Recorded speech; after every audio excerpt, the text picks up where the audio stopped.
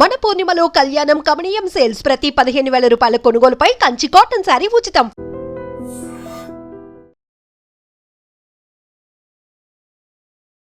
So ఇప్పుడు BJP రాష్ట్రంలో ఎప్పుడు అధికారంలోకి వస్తుంది అనుకో వచ్చే ఎన్నికలు ఎప్పుడు వస్తే అప్పుడు వస్తాయి. ఇమ్మీడియట్గా దానికి తగ్గట్టుగా కంప్లీట్ సమాయత్తమైందా?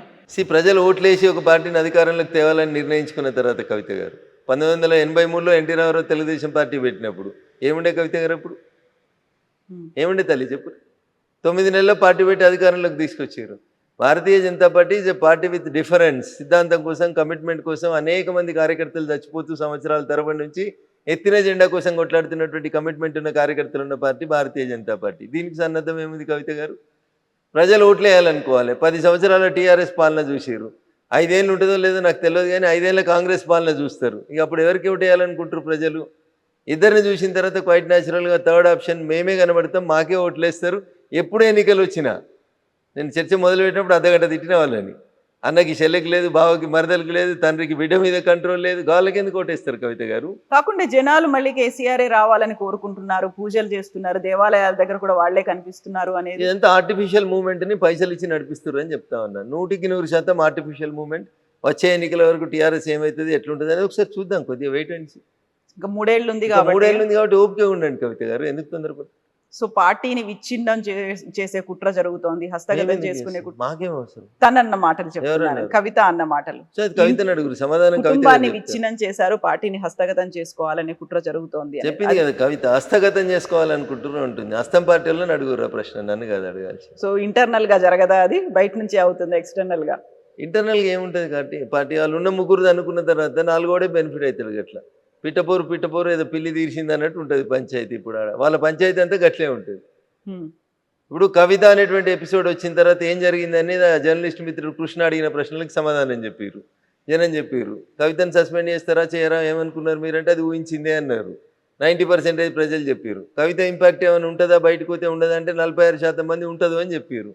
ఇక 46% మంది ఉంటుందంటే 1% ఓట్లతోటి పార్టీలు గెలిచి ఓడిపోయి జరిగే ఈ దేశం లోపల కవిత గారు 46% మంది జనం మీద ఇంపాక్ట్ ఉంటుంది కవిత మీద తీసుకున్న నిర్ణయం అంటే టీఆర్ఎస్ ఎక్కడ ఉంటుంది ఒకసారి ఆలోచించి. కాకుంటే 3 ఏళ్ల కాలం ఉంది కదా, ఇప్పుడు ఆ ఇంపాక్ట్ ఉంది అనిపిస్తుందేమో. 3 ఏళ్లలో అదే కంటిన్యూ అవుతుంది అంటారా? 3 ఏళ్లలో ఈ పార్టీ 3 ముక్కలు కాదని ఎవరు మీరు గ్యారంటీ ఇస్తారా?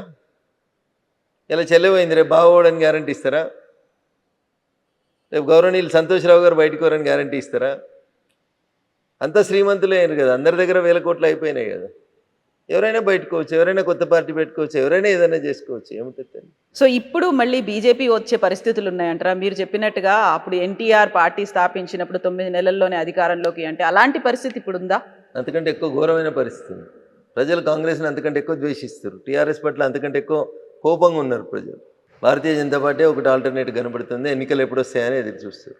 యూనిటీ ఉందా బీజేపీలో? మరి దానికోసం సమిష్టిగా పోరాడడానికి, కృషి చేయడానికి ఉంది, కలిసికట్టుగా ఉంది. 100% ఉంది తల్లి.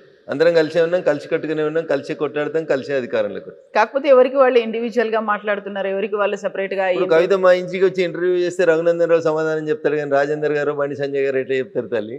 దీన్ని కూడా ఇండివిజువల్ గా మాట్లాడుతారు. మీరు రేపు పొద్దున బండి సంజయ్ గారు ఇంటర్వ్యూ చేయరు, ఆయన కూడా మాట్లాడతారు. అరవింద్ గారు ఇంటర్వ్యూలు చేయడం వేరు, పబ్లిక్ గా మీడియా ముందు మాట్లాడడం వేరు ఉంటది.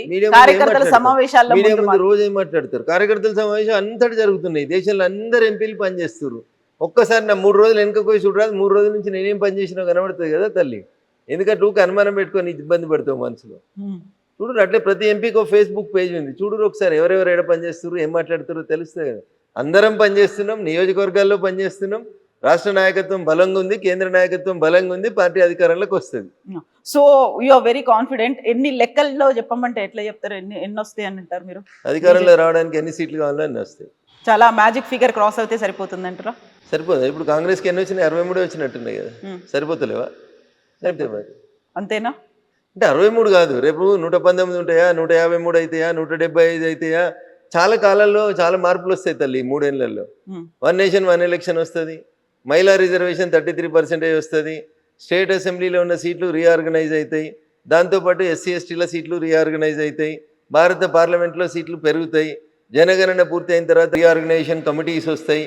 ఇన్ని పెట్టుకొని రేపు ఏమవుతుందో తెలియనప్పుడు 3 ఏళ్ల తర్వాత ఏమవుతుందో ఇప్పుడు ఎట్లా ఉంచుతాం కవిత గారు? అందులో 42% రిజర్వేషన్తో పాటుగా ఇప్పుడు కర్ణాటక గవర్నమెంట్ కూడా మళ్ళీ బీసీ కులగణన చేయాలి అనేటువంటి ఒక నిర్ణయానికి అంటే ఎప్పుడో ముందుగా చేసిన కులగణన ఏమైంది కవిత గారు? అది ఎప్పుడో 10 ఏళ్ల కింద చేశారు కాబట్టి మళ్ళీ ఇప్పుడు శాస్త్రీయంగా చేయాలి అనేది. కాంగ్రెస్ అధికారంలో ఉన్నప్పుడు ఒక రకంగా ఉంటుంది, ప్రతిపక్షంలో ఉంటే ఒక రకంగా ఉంటుంది. కాంగ్రెస్ ఈ దేశంలో బీసీలకు ఏ రోజు కూడా న్యాయం చేయలేదు. ఈ దేశానికి స్వతంత్రం వచ్చిన 75 ఏళ్ల తర్వాత నిన్న ప్రమాణ స్వీకారం చేసినటువంటి గౌరవనీయులు రాధాకృష్ణన్ గారు భారతదేశానికి మొట్టమొదటి ఓబీసీ ఉపరాష్ట్రపతి. అంటే మీరు అర్థం చేసుకోరు కాంగ్రెస్ సంస్కారం ఏందో. 55 ఏళ్ళు ఈ దేశాన్ని పాలించి ఒక ఉపరాష్ట్రపతిని ఒక ఓబీసీ క్యాండిడేట్ని చేయలేనటువంటి పార్టీ కాంగ్రెస్ పార్టీ. వాళ్ళు 42% రిజర్వేషన్ ఏడిస్తారు కవిత గారు. వాళ్ళ గురించి ఏదో బాగా పట్టుకొని తనలాడుతూ ఉన్నారు మీరు. మీ క్యాండిడేటే దిక్కులేడు. ఎవరికి ఇచ్చారు ఉపరాష్ట్రపతి క్యాండిడేట్? సుదర్శన్ రెడ్డి గారు ఓసీకి ఇచ్చారు. ఎందుకు బీసీకి ఎందుకు వెళ్ళలేదు మరి? రేవంత్ రెడ్డి పొద్దులు అయితే బీసీ ఢిల్లీ దాకా వచ్చి ధర్నా చేసినావు కదా, నీకు మోకా వచ్చింది కదా, నువ్వు ఎందుకు అమలు చేయలేదు? 42% కాదు, ఒక సీటు ఓబీసీ ఈ దేశంలో ఇయ్యాలట దాకా ఎవరు చేయలేదు. మేము చేస్తున్నామని ఒక ఓబీసీ క్యాండిడేట్ని ఎందుకు పెట్టలేదు? పోనీ మీ హైకమాండ్ పెట్టలేదు, మరి మేము ఒక ఓబీసీ క్యాండిడేట్ని పెట్టినాం. కొంతమంది బీసీ ఎంపీలు మాకు ఓటేసారు, మీకెందుకు కడుపు నొత్తుంది? ఓటు చోరీ ఏంది? ఓటు చోరీ ఏంది కవిత గారు? దానికి విప్పు ఉండదు. ఉపరాష్ట్రపతి ఎన్నికకు విప్పు ఉండదు. విప్పు లేనప్పుడు ఏం పోయినా తనకి ఇష్టం ఉన్నట్టు ఓటేసుకుంటాడు. నువ్వు క్రాస్ ఓటింగ్ అయింది అనేది దాంట్లో క్రాస్ అయింది, ఓటింగ్ అయింది, నాకు అర్థం కాదు. మీరు ఎంపీ కవిత గారు, మీరు ప్రజల చేత ఎన్నుకోబడినటువంటి గౌరవ ప్రజాప్రతినిధి. మీరు ఎవరు కోటేయాలో ఇంకొకరు చెప్తారా? ఇంకొందరు దారుణంగా సిగ్గు లేకుండా మాట్లాడుతారు. 20 కోట్లకు ఎంపీలు పోయినరని, అమ్ముడు పోయి ఓటేసిరని. కొంచెం అన్నం తిన్నట్టు మాట్లాడి నేర్చుకోవాలి వాళ్ళు. ఎంపీలు 20 కోట్లు తీసుకొని ఓటేసిరా? ఇంత సంస్కారహీనంగా మాట్లాడతారా? నీ పార్టీ బీఫామ్ మీద గెలిచిన నువ్వు కంట్రోల్ చేసుకోవడం చేతగాక, నీ దగ్గర పనిచేసే నీ ఎంప్లాయీని నువ్వు కంట్రోల్ చేసుకోలేక మమ్మల్ని అంటే ఎట్లా కవిత గారు? మీ ఐటీఎంలో పనిచేసే వాడు పక్క ఛానల్లోనికి మీ సమాచారం ఇస్తుంటే అది మీ చేతగానితనం అవుతుంది, కానీ మాది ఎట్లయితుంది? అది ఎట్లయితే చెప్పుర్రి. So true. సో ఇప్పుడు సుదర్శన్ రెడ్డి గారి గురించి అమిత్ షా చేసినటువంటి ఆ వ్యాఖ్యలు మీరు విన్న తర్వాత ఏమనిపించింది? సో సల్వాజుడు మాట్లాడినంటే ఉన్నట్టు మాట్లాడతాడు కదా, అబద్ధం ఎందుకుంటుంది? ఈ కాకపోతే దేశం 10 ఏళ్ల తర్వాత ఎందుకు ఇప్పుడు ఎందుకు మాట్లాడినరు? నువ్వు స్క్రీన్ మీదకి వచ్చినావు కాబట్టి మాట్లాడుతున్నావు, ఇవాళ నువ్వు రాజకీయాలకు వస్తున్నావు కాబట్టి మాట్లాడుతున్నావు. రాజకీయాలకు రాకపోతే నీ గురించి ఎందుకు మాట్లాడతాం? మాకేం అవసరం? రిటైర్డ్ అయిన ఒక జడ్జి గురించి మాట్లాడాల్సిన అవసరం భారత హోంమంత్రికి ఏముంటుంది? నువ్వు రాజకీయాలకు వస్తున్నావు కాబట్టి వచ్చిన క్యాండిడేట్ పలానాడు అని చెప్తున్నాం, తప్పేముంది? నువ్వు బయటికి రానని చెప్పి మేము మాట్లాడినావా మీ గురించి? కాకపోతే ఆపరేషన్ కగార్ మేము స్టార్ట్ చేస్తున్నప్పుడైనా అప్పుడైనా మాట్లాడాల్సి ఉండే, అప్పుడు కూడా మాట్లాడకుండా మేము ఎప్పుడు మాట్లాడాలో నిర్ణయించేందుకు మీరెవరు కవిత గారు? మేము ప్రజల చేత ఎన్నుకోబడినటువంటి ప్రభుత్వం మాది. ఏది ఎప్పుడు మాట్లాడాలో ఈ దేశ హోంమంత్రికి ప్రధానమంత్రికి మీడియా డిక్టేట్ చేస్తుందా? ఇంత అన్యాయం ఉంటుందా? మీడియా డిక్టేట్ చేయడం కాదు, కాకపోతే ఆపరేషన్ మాట్లాడితే మంచోళ్ళం మీరు. నేను అలా ఆపరేషన్ కగార్ మేము స్టార్ట్ చేసాము మార్చి ఆపరేషన్ కగార్ మార్చి 2026 వరకు ఈ దేశంలో నక్సలైట్లు ఏరేసేందుకు మొదలుపెట్టిన ఆపరేషన్. అవును, దాంట్లో ఎల్లయ్య పేరు మల్లయ్య పేరు ఎందుకు మాట్లాడాలి? మీ పేరు తీసి మిమ్మల్ని ఎందుకు ఇచ్చేయాలి? మేము ఏం అవసరం మాకు? రిటైర్డ్ అయ్యారు, అయిపోయింది, మీ కార్యక్రమం అయిపోయింది. ఇక మీ గురించి ఎందుకు మాట్లాడాలి? మీరు మళ్ళీ కొత్త బట్టలు వేసుకొని వచ్చారు కాబట్టి మీ గురించి మాట్లాడాల్సి వస్తుంది. సందర్భం లేకుండా మాట్లాడితే జనం ఏమంటారు? సమయం సందర్భం ఉన్నప్పుడు మాట్లాడాలి, సందర్భం లేనప్పుడు ఇంట్లో పడుకొని గురించి మాట్లాడడం ఎందుకు మాట్లాడతారు? అది సంస్కారం కాదు అది. సో మళ్ళీ దాన్ని రివోక్ చేయడం, రివైవ్ చేయడం అట్లాంటిది ఏదైనా ఆ ఇచ్చిన తీర్పునో అవసరం లేదు. ఇప్పుడు ఇంకా 10 సంవత్సరాల తర్వాత ఏం చేయాలో ప్రభుత్వం ఒక నిర్ణయం తీసుకుంది, చేసుకుంటూ పోతా ఉంది. ఇంకా దాన్ని చేసేది ఏముంటుంది ఇంకా? So operation Kagar will continue, అట్లాగనే అవుతుంది, డౌట్ ఎందుకు దాంట్లో? ఈ దేశ హోంమంత్రి ఒకసారి ఒక మాట చెప్తే బరాబర్ జరిగి తీరుతుంది. సో మేము రఘునందన్ రావు గారిని నెక్స్ట్ ఎట్లా చూడొచ్చు? ఇట్లా చూస్తారు. కాలు కొంచెం గుడుతున్నావు, అప్పుడు కొంచెం మంచిగా నడుస్తాం, అంతే. యాక్టివ్ అవుతారు, ఇంకా మోర్ యాక్టివ్. ఆపరేషన్ చేయించుకొని కొంచెం ఇబ్బందిలో ఉన్నాను కాబట్టి కొంచెం గుడుతూ మెల్లగా నడుస్తా ఉన్నాను. అప్పటికి ఇంకా బాగా యాక్టివ్ కనబడతాను. సో మెదక్ నుంచేనా అప్పుడు కూడా? అరే తల్లి 3 సంవత్సరాలు ఉంది అంటున్నా, చాలా కాలం ఉంది. రేపు లేడీస్ కి వచ్చింది అనుకో తల్లి, రఘునందన్ రావు పోటీ చేస్తా అంటే టికెట్ ఇస్తుంది ఆ పార్టీ? ఇవ్వరు. కాన్స్టిట్యున్సీస్ రీఆర్గనైజ్ చేసి రేపు అది ఎస్సీలకు ఎస్టీలకు రిజర్వ్ అయింది అనుకోరి, నాకు పోటీ చేసే అవకాశం ఉంటుందా? అందుకని తొందరపడకూరి, వెయిట్, సమయం వచ్చేదాకా వెయిట్ చేయండి. ఇప్పుడు కులగణన భారత ప్రభుత్వం స్టార్ట్ చేసింది, జనగణన కూడా స్టార్ట్ చేసింది, కులగణన స్టార్ట్ చేసింది. ఇవన్నీ అయిపోయినాక 2017లో రీఆర్గనైజేషన్ కమిటీ వస్తుంది. వీటన్నింటికంటే ముందు ఆల్రెడీ పాస్ అయినటువంటి 33% మహిళా రిజర్వేషన్ ఉంది. ఇవన్నీ చేయాలా వద్దా కవిత గారు? చేస్తున్నప్పుడు ఏ సీట్ ఎటు పోతుంది, ఏ సీట్ ఏ రిజర్వేషన్లకు వస్తుంది తెలియకుండా ఎందుకు తొందరపడు? నేను అనేది అది, అంతే. అంతేగాని మిమ్మల్ని ఏదో డిస్కరేజ్ చేయాలనో ఇంకోటి చేయాలనో. నేనేం డిస్కరేజ్ అవ్వట్లేదు, కాకపోతే you are very confident. And మన దగ్గర తెలంగాణలో కూడా రాబోతుంది 100% మాదే అధికారం. అండ్ 4th టైం కూడా మోదీ వస్తారా? మళ్ళీ 100% వస్తారు. మోదీయే ఉంటారా? ఉంటారు. అప్పుడు కూడా ప్రజలు కోరుకున్న తర్వాత ఆయన ఉండకపోతే మీరు ఉంటారా, నేను ఉంటున్నా? ప్రజలు ఆయన్ని కోరుకుంటున్నప్పుడు ఆయనే ఉంటాడు ఈ దేశ ప్రధానిగా. సో 4th టైం కూడా అక్కడ ఎన్డీఏ వస్తుంది. బీజేపీ వస్తుంది, ఎన్డీఏ కూడా వస్తుంది. In fact it is an NDA only, ఎన్డీఏనే వస్తుంది. ఎస్ అండి, thank you so much Raghunandan garu. Thank you. And for more videos, Please subscribe to iDream. Please subscribe to iDream. Please subscribe iDream. And please subscribe to iDream.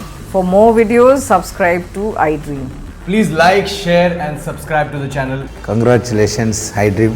Subscribe to iDream. Subscribe to iDream. So subscribe to iDream Media.